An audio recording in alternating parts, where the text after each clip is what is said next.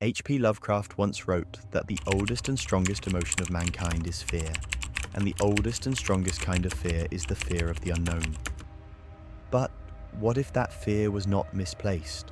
What if the shadows that lurk beyond human understanding were not mere superstition, but a terrible, undeniable truth?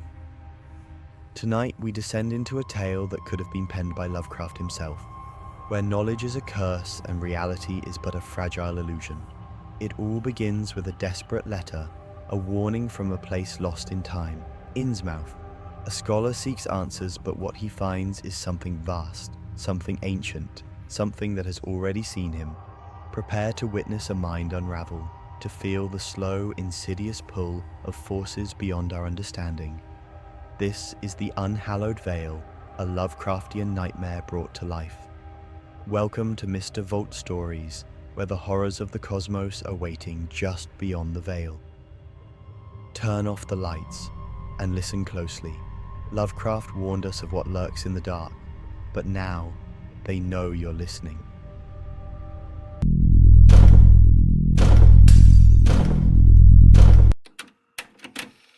I was never meant to uncover the truth. The warning signs were there, the fearful glances, the cryptic half-spoken words, the ancient books filled with knowledge best left undisturbed. But like so many before me, I could not resist the pull of the unknown. It started with a simple letter, a plea for help from a man who had ventured too far, who had seen beyond the fragile veil of our reality. Innsmouth. The name alone was enough to chill the soul of any scholar familiar with the darker corners of history. A place where shadows moved too freely, where the air carried the scent of brine and rot, and where the people, if they could still be called that, bore secrets in their unblinking, bulging eyes. I should have burned the letter. I should have forgotten the name of Albert Winslow and continued living in the comfortable illusion of ignorance. But I did not. And now I stand on the precipice of something vast, something ancient, something that has been waiting in the abyss since before mankind took its first trembling steps upon the earth. The whispers have grown louder, the walls of reality have begun to shudder and crack, and I know, beyond doubt, that the things I have seen cannot be unseen. H.P. Lovecraft once wrote that the most merciful thing in the world is the inability of the human mind to correlate all its contents. But I have correlated them. I have seen beyond the veil, and the veil is breaking. Chapter 1. The Letter from Arkham. It was upon an unseasonably cold October evening that I first received the letter, a brittle yellowed envelope, its wax seal cracked with age. The script upon it was frantic, as though penned by a hand trembling with dread. When I broke the seal, I found my suspicions confirmed. The words scrawled in uneven ink were those of Professor Albert Winslow, a man I had once respected as a scholar, now reduced to a state of apparent hysteria. Jonathan, I have made a discovery unlike any other. Beneath the accursed ruins of the Marsh estate in Innsmouth, I have unearthed something beyond the grasp of our feeble knowledge. It defies all rational explanation, a relic, a sigil of things predating human memory. I have studied the carvings, the impossible inscriptions, and I have listened to the voices that seep through the cracks in the dark. I should never have pried where I did not belong. The veil is thinning, Jonathan. The old stories whispered by the fishermen are true. There is something beneath, something that has slumbered for untold ages, waiting for the moment when the stars align once more. They know that I know. They are watching. Come at once if you value the truth more than your sanity. The letter ended abruptly, the ink smudged as if Winslow's quivering hand had betrayed him in his final strokes. My fingers lingered over the paper, a sensation creeping up my spine like a cold skeletal hand. Winslow had never been one for dramatic exaggeration, and though I wished to dismiss his ramblings as the product of an overtaxed mind, something within me resisted. It was the name of the place, Innsmouth. No scholar of the arcane could fail to recognize its cursed reputation. I had heard the stories, murmurs of degeneracy, of things lurking in the deep, of rites conducted beneath the moonless sky. Even the university archives had little on the town, save for scattered mentions in half-forgotten records, and those references were filled with the sort of fearful omissions that spoke volumes. And yet, despite the warnings, despite my rational mind screaming against it, I felt the call of the unknown, that insidious hunger for knowledge that had led so many before me to their ruin. I could not ignore Winslow's plea. The journey to Innsmouth was fraught with unease. The coachman who bore me along the winding roads eyed me with a mixture of curiosity and apprehension. As we neared the town, the land itself seemed to reject our passage. Twisted, gnarled trees reached skeletal fingers toward the sky, and the very earth bore an unnatural dampness, as though the sea had begun to reclaim it.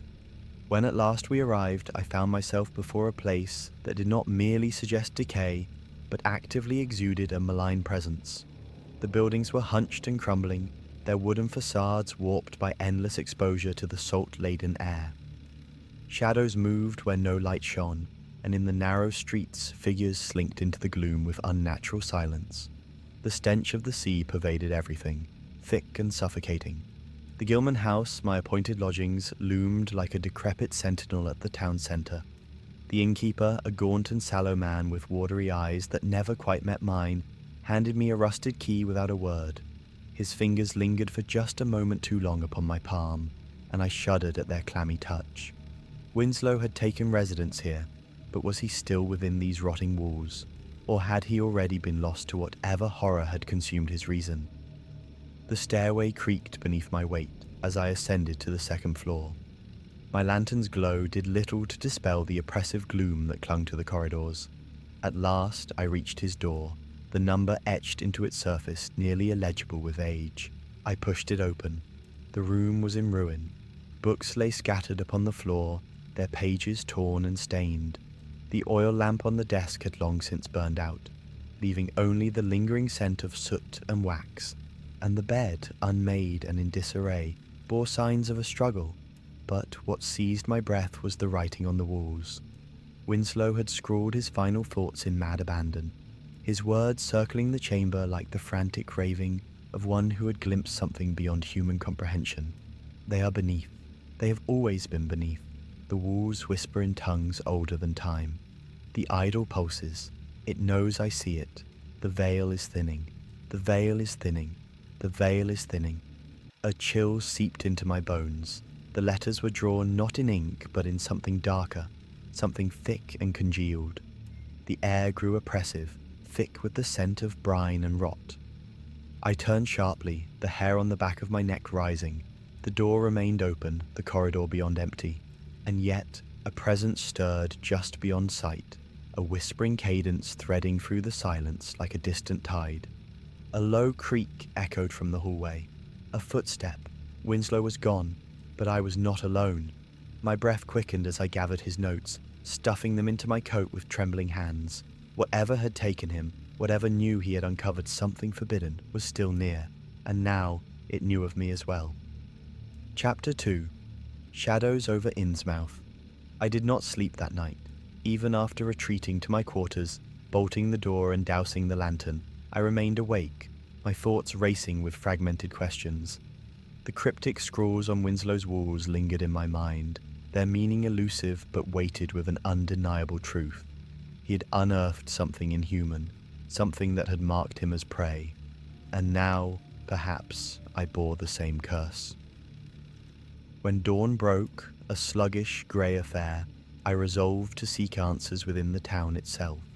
Winslow had written of the ruins beneath the Marsh estate. If I was to understand what had become of him, I had to see them for myself.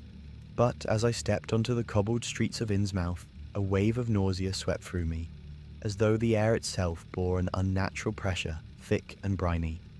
The town was awake, but barely. Figures moved in the dim morning light, furtive, shuffling creatures wrapped in threadbare coats, their shoulders hunched, their movements stiff and unnatural. Faces turned toward me with expressions both vacant and knowing. Their eyes, bulging and wet, gleamed unnaturally even in the gloom. I shuddered, recalling the warnings whispered by Miskatonic scholars, the half-remembered legends of degenerate bloodlines and foul worship beneath the waves. A narrow alley led me towards the town's centre, where the remnants of what had once been a place of industry stood abandoned and rotting. The windows of the warehouses were gaping maws of shattered glass, their interiors gutted and devoured by time. As I stepped past them, I felt the gaze of unseen watchers prickling against my skin. The ruined marsh estate loomed at the far end of town, a crumbling monolith of decay. Its skeletal remains jutted toward the sky, blackened beams clawing at the heavens. Winslow had written of a buried chamber beneath these ruins. The very thought of it sent ice through my veins. I hesitated at the threshold, my instincts screaming against entering, but an unnatural pull guided my steps forward. The house was beyond repair. What had not collapsed had been consumed by rot. But amid the wreckage, something caught my eye. A fissure in the stone foundation, gaping and dark, a wound in the earth itself. The air around it carried the scent of brine and something deeper, an ancient musk of decay that did not belong to any known thing of this world. A whisper slithered through my mind, unintelligible yet familiar. My vision swam as I peered into the opening. The descent was treacherous, the stone steps slick with moisture, but I pressed on, guided by an unseen force. Then, as my foot met the final step, I saw them. Glyphs, writhing, shifting sigils carved into the walls, their forms pulsating in the dim light of my lantern. Winslow had spoken of inscriptions beyond human reckoning, and now I stood before them. My breath came ragged as I traced their curves with trembling fingers, my mind grasping for meaning and recoiling from what it found. Something moved in the darkness ahead. A shape vast and glistening, stirred beyond the reach of my lantern's glow. A shadow stretched toward me, elongated, unnatural. I stumbled back, the air around me thickening, pressing against my chest with suffocating weight. The whispering grew louder, words I could not comprehend but understood, nonetheless. We are beneath. We have always been beneath. The lantern flickered violently. My pulse roared in my ears as the thing in the dark shifted, its form vast, its presence suffocating. I turned, stumbling up the stone steps, my breath ragged as the shadows clawed at my heels. The moment I breached the surface, gasping, the weight lifted. I did not stop running until the ruined estate was far behind me. But the whispers did not cease. Innsmouth had seen me, and soon I would see it in return. Chapter 3. The Buried Chamber. Though my body had escaped the ruin, my mind remained ensnared by the horrors lurking beneath Innsmouth's forsaken estate. The whispers had not faded. If anything, they had grown stronger, threading through my thoughts like parasites, embedding themselves in my very perception of reality. I could not silence them, nor did I wish to. What Winslow had found in the depths of the marsh estate had marked him, and now it had marked me. Yet, despite every rational instinct screaming for me to flee, I knew I had to return. To turn away now would be to live haunted by a mystery too dreadful to remain unsolved. My fascination, once mere academic curiosity, had mutated into something darker, an obsession edged with the intoxicating lure of the unknown. That night I gathered what little courage remained to me and armed myself with an oil lantern, a journal, and the revolver that had felt so foreign in my hands until this moment. I had seen enough to know that whatever lurked beneath the surface of this town was no mere folklore. If it sought to consume me, I would not descend without defiance. I retraced my steps through the abandoned streets, the air thick with an unnatural stillness. The night smelled of salt and rot, and the town seemed to hold its breath as I approached the ruins. The marsh estate loomed once more in the moon's wan glow, its skeletal beams clawing skyward, black against the ghastly silver light.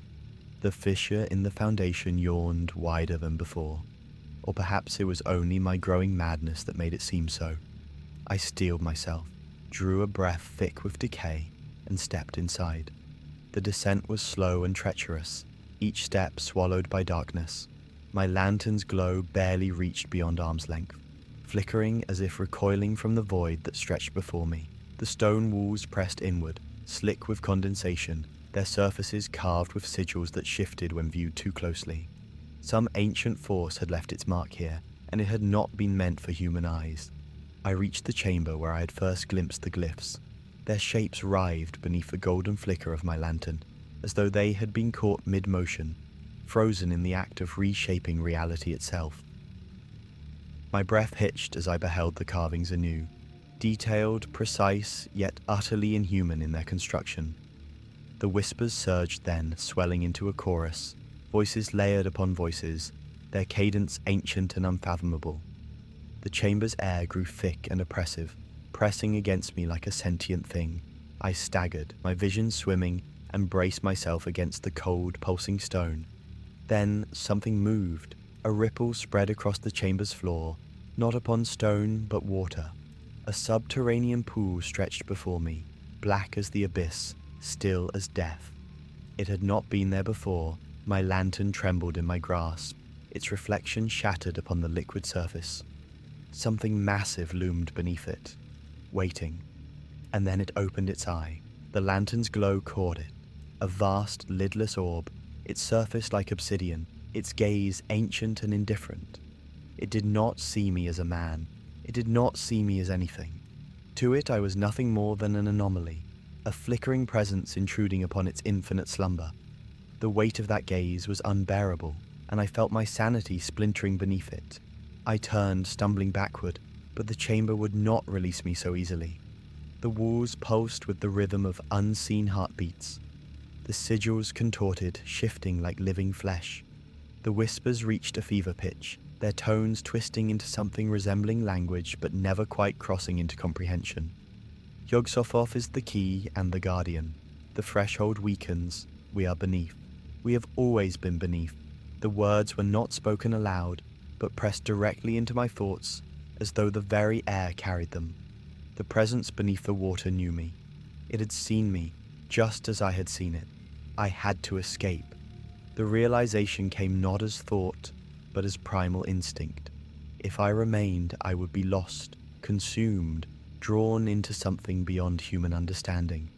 I turned and fled, my feet slipping against the damp stone, my lantern swinging wildly in my grasp. The air around me roiled, thick with a force that defied nature. The ascent was an eternity, the whispers clawing at my mind even as I pushed through the passage. I expected hands, cold, slick, alien, to seize me, to drag me back into the abyss, but none came. The thing beneath the water did not need to pursue. It had already touched me, already marked me, already begun to change me. I burst into the night air, collapsing onto the damp ground, my breath ragged and uneven. The stars above twisted in patterns I could not recognize, their light warped, their constellations unfamiliar. I was no longer merely a visitor to Innsmouth. I was part of it now. Chapter 4. The Thing in the Abyss. The night air did little to shake the weight of what I had witnessed beneath the marsh estate. My breath came in ragged gulps, my limbs trembling as though the cold itself had coiled into my bones. But it was not the air that chilled me. It was the gaze, the unfeeling and immense regard of that thing in the water. The eye that had opened beneath the black abyss and seen me, not as a man, but as something lesser, something temporary. I had left the ruins behind, yet their influence had not released me. The whispers remained, distant but insistent, clawing at the corners of my perception. They did not fade but grew, like the ceaseless lapping of waves against a shore that would one day crumble under their persistence. Innsmouth itself seemed subtly altered upon my return, though perhaps it was only my own perception that had changed. The angles of the buildings, the street's damp emptiness, all of it felt wrong in a way that defied explanation. The inhabitants, the few I saw, watched from the darkened windows with something that was neither curiosity nor hostility, but expectation. My refuge, if it could be called that, lay in my rented room at the Gilman house. I bolted the door behind me, though I knew such precautions were meaningless against the forces that had already marked me. Sitting at the desk, I opened Winslow's journal, my hands unsteady as I turned the pages. His final entries were hurried, the script uneven and erratic, each line spiraling toward incoherence. The lake is older than the town, older than the land. It was never meant to be disturbed. I have seen what stirs beneath, and it has seen me. Yog-Sothoth knows the way. The gate is weakening. The words are not meant to be spoken. I have heard them all the same. A sudden shuddering impact against the wall wrenched me from my reading. The entire room seemed to tremble, the floorboards groaning under some unseen weight. My breath froze in my chest. The knock had not come from the hallway, but from outside, from beyond the walls of the inn itself. Slowly I moved to the window, my pulse hammering against my ribs. The streets below were empty, veiled in the heavy mist that clung to Innsmouth's bones like a death shroud. Yet as I peered into the fog, I saw something move. A shadow, vast and shifting, its form unbound by the constraints of the human shape. It rippled like liquid, sliding through the mist with unnatural ease. Then, just as suddenly as it come, it was gone. Swallowed by the night, a sound rose in its absence, deep, resonant, like the churning of distant waves in a hollow cavern. The whispers had grown louder, the presence beneath the estate had stirred, and its influence had spread beyond the depths. I did not sleep that night. When dawn came, a pale and sickly light creeping through the warped wooden slats, I knew I could not stay. Winslow had sought knowledge and paid the price, and I was teetering on the precipice of the same fate. The question remained, was it already too late? Had I crossed that unseen threshold simply by seeing? There was one place left to go, one man who might still help me. Professor Armitage at Miskatonic University had once warned me of delving too deeply into the ancient and the forbidden. I had not heeded his words, but now, as the reality I had once known twisted and trembled under the weight of something far older, I could see no other choice. If there were answers, he would have them. I packed what little I could carry, Winslow's journal foremost among my belongings. The whispers did not fade, even as I stepped into the light of morning. The ocean murmured beyond the town's limits, its tide slow and inexorable. Something beneath the waves had awakened, and it was waiting. Chapter 5. The Writings of the Mad Arab. The train ride to Arkham was a haze of fevered half-sleep and unwelcome recollections. Though I had left Innsmouth behind, its spectral presence lingered within me. My thoughts drifted to the subterranean lake, to the vast and unblinking eye that had studied me with cold, inhuman awareness. My fingers trembled as they clutched Winslow's journal, its pages scrawled with frantic notes on forces beyond mortal comprehension. The gate is weakening, the words are not meant to be spoken. I have heard them all the same. Yog-Sothoth knows the way. The words had embedded themselves in my mind, as though etched into my very bones. Even as the landscape outside the window shifted from barren coastline to thickly wooded hills, I felt no relief. I was still marked. The whispers did not fade, but instead grew clearer with distance. Upon arrival in Arkham, I wasted no time in seeking out Professor Armitage. The halls of Miskatonic University were familiar to me, yet they seemed darker now, tinged with the same creeping unease that had taken root in my thoughts. I found Armitage in his study, hunched over a tome as ancient as the dust that coated its pages. When he looked up, the grim set of his features told me he had been expecting my arrival. "Hensley," he murmured, setting aside the book. "You have come from Innsmouth. I can see it in your eyes. What have you found?" I hesitated, knowing that to speak of what I had seen would only confirm the nightmare's truth. But the weight of knowledge pressed upon me, and I unburdened myself of all that had transpired. The ruins beneath the marsh estate, the glyphs that writhed in the dim lantern light, and the thing that had gazed at me from beneath the abyssal waters. When I spoke of Winslow, Armitage's face darkened further. He reached for the book he had been studying, its cover bearing a name I had encountered only in whispered legends, Necronomicon. Armitage flipped through its brittle pages with deliberate precision before pausing at a passage lined with annotations. "You have come dangerously close to something that should remain unseen. The inscriptions you describe, they are older than mankind. They are the mark of Yog-Sothoth, the lurker at the threshold, and the whispers you hear," he exhaled sharply, closing the book. "You have already begun to see beyond the veil." I swallowed hard. How do I stop it? He regarded me for a long moment before shaking his head. "You may not be able to. The mind that has glimpsed the abyss does not simply turn away, but there is still time if you can resist its call." I gripped Winslow's journal tighter. "And if I cannot?" Armitage's gaze did not waver. "Then you will become one of them."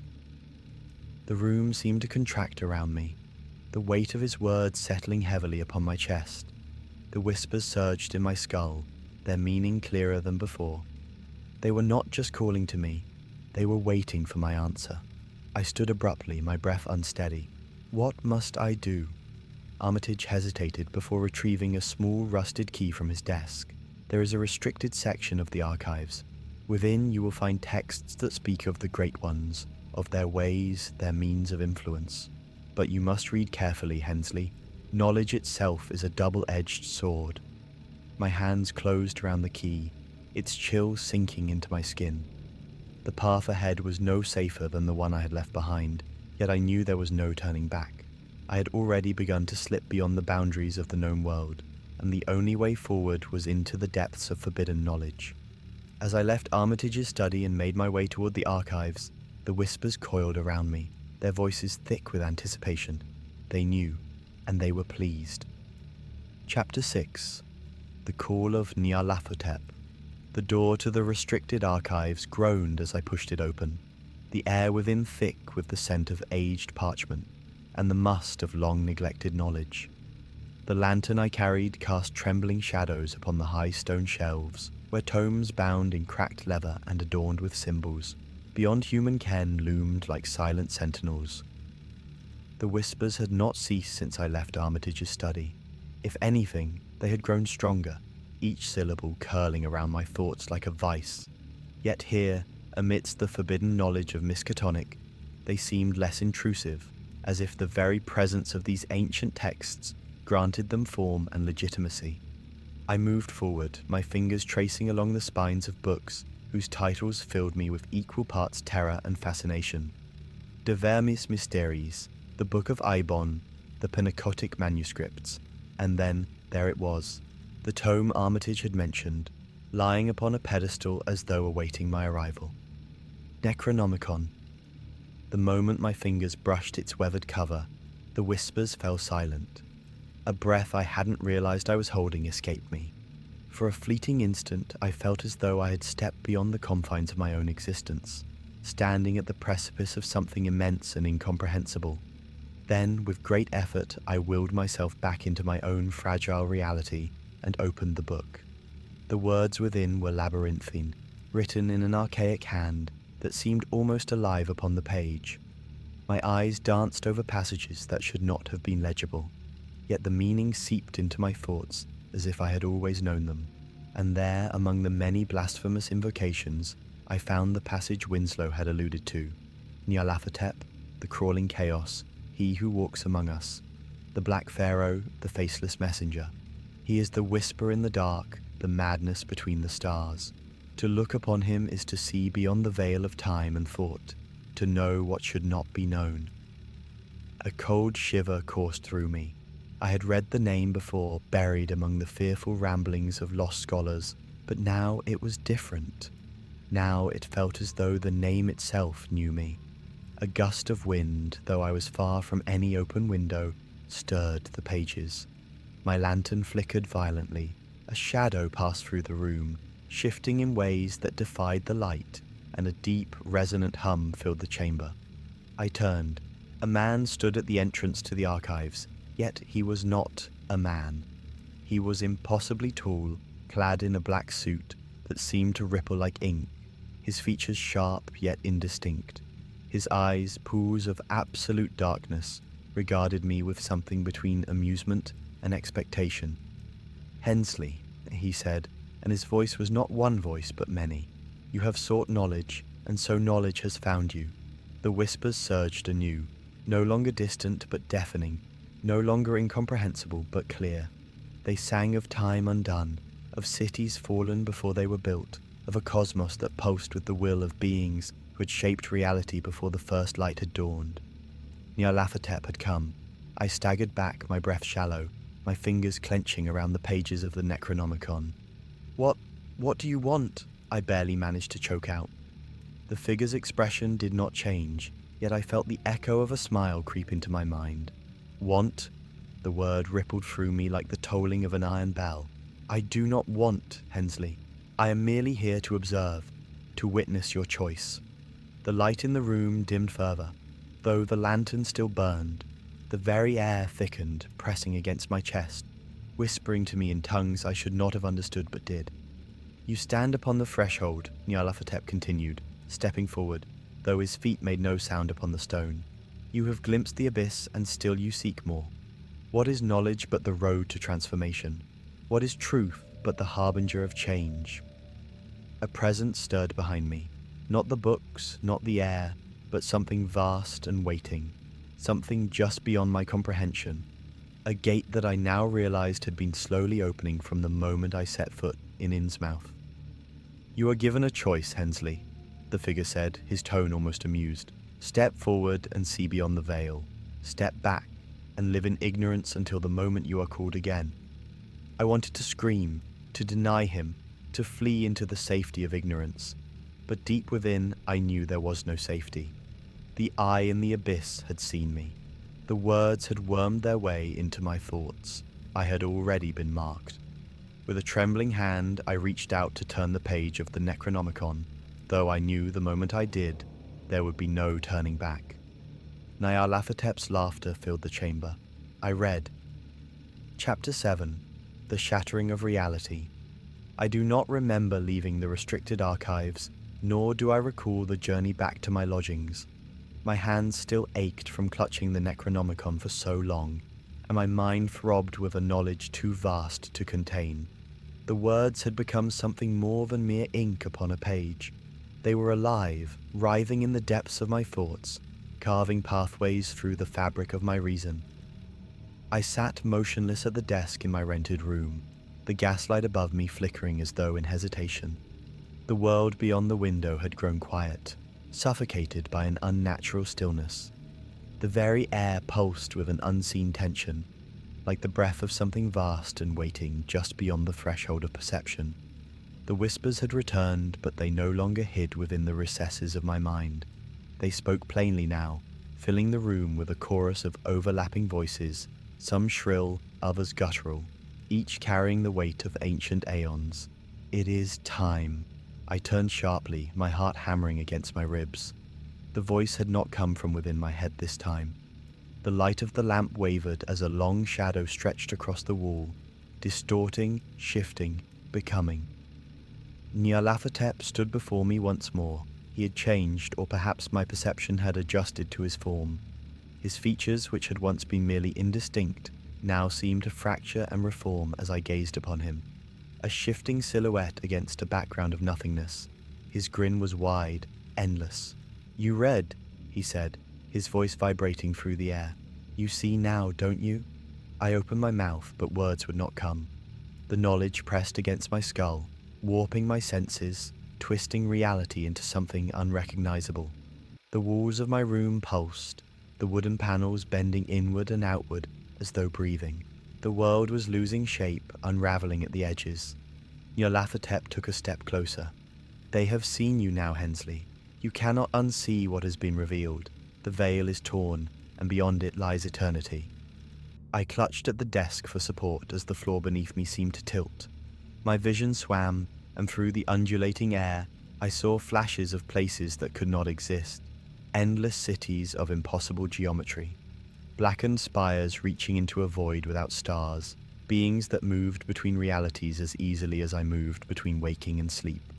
The walls of the room cracked, exposing a chasm of darkness that did not belong to this world. Through it I glimpsed something massive shifting in the abyss, limbs coiling and unfurling, countless eyes opening and closing in rhythmic succession. The thing from beneath the lake, the presence that had marked me, now stirred beyond the threshold of reality. Nyarlathotep's form flickered, his laughter a chorus of distant echoes. "You understand now, don't you? This world was never what you thought it was. It is but a single layer, a thin film upon an ocean of greater horrors. And you are sinking." I tried to stand, to escape, but my body no longer belonged to me. My limbs moved sluggishly, as though submerged in a great tide, my fingers stretching, elongating, becoming something other. My skin crawled with the sensation of unseen tendrils latching onto me, pulling me further into the void. The city outside the window was gone, replaced by an expanse of pulsating, writhing structures, their foundations built upon the bones of forgotten civilizations. Above, the sky had fractured, revealing a vast, endless nothingness where shapes twisted, in and out of focus, watching, waiting. Nyarlathotep tilted his head, his expression unreadable. You are no longer bound by the illusions of time and space. You are awakening, Hensley. But tell me, do you embrace it, or do you fight it? I wanted to scream, to claw my way back to the fragile reality I had once known, but there was no path backward. The veil had been lifted, and the great horrors beyond had taken notice. There was only one truth left to grasp. Everything I had known. Innsmouth, Miskatonic, the mundane trivialities of my former existence, had been but shadows on the wall of a much larger, incomprehensible structure. I had glimpsed beyond, and now there could be no return. I looked down at my hands, now half-formed, shifting between human and something other, and I knew. The transformation had already begun. Chapter 8. The Unhallowed Veil. The transformation had begun, but it was not yet complete. I staggered back, my breath coming in shallow gasps as the room around me twisted into an impossible geometry. The walls bent outward like a great cosmic maw, swallowing what little remained of reality. The gaslight above flickered and then sputtered out, leaving only the dim, pulsating glow from the fissures that had torn through my world. Nyarlathotep stood motionless, his eyes voids that drank in the last vestiges of my sanity. You have seen, Hensley, and now they see you. A thunderous vibration surged through the chasm behind me. I turned, my vision unraveling, as if my very essence was being rewritten. The vast shape that had slumbered beneath the waters now loomed before me, no longer confined to the abyss but spilling forth into this fragile plane of existence. Its tendrils writhed in slow, deliberate motion, shifting between form and formlessness. Its eyes, uncountable and lidless, pulsed with a knowing that reached beyond time. I felt the last threads of my humanity slipping. My body, once flesh, now rippled like the reflection of a dream upon still waters. My fingers elongated further, their ends branching into delicate curling filaments. My bones no longer obeyed their old laws, and with each passing moment, I sensed that they would soon dissolve into something greater, something that had always been waiting beneath the thin veneer of my mortal shell. You stand at the threshold, Nyarlathotep intoned, his voice neither loud nor soft, but resonant within the deepest chambers of my mind. You may resist and fade into insignificance, or you may step forward and become. Become what? I wanted to ask, but I already knew the answer. The choice was a deception, for there was no longer a choice at all. The veil had been lifted, and beyond it lay only them. The city outside had ceased to exist in any way that mattered. What replaced it was a great and boundless expanse, a landscape of shifting ruins and monoliths inscribed with glyphs I could now read without effort. They had always been there, waiting beneath the fabric of existence, calling to those willing to listen. And I had listened. A final fleeting thought of Winslow passed through my dissolving consciousness. Had he chosen as I had? Or had he been consumed before the decision was made? It no longer mattered. The moment of hesitation was gone, lost to the eternity that had already claimed me. I took a step forward, and the universe folded around me. There was no sensation of falling, no final gasp of breath or heartbeat to mark my transition. I was beyond those things now. The concept of a self, of a mind tethered to flesh, had been an illusion all along. I was, and I was not. I expanded, my perception fracturing into 1,000 strands, a million voices speaking in unison, a chorus of knowledge that no longer carried fear. I had become. The veil was gone. There is no escape. I no longer remember what it felt like to be human. The fragile notions of identity, of self, of existence within the confines of time, they have unraveled, dissolved like mist before an ancient tide. The veil is gone.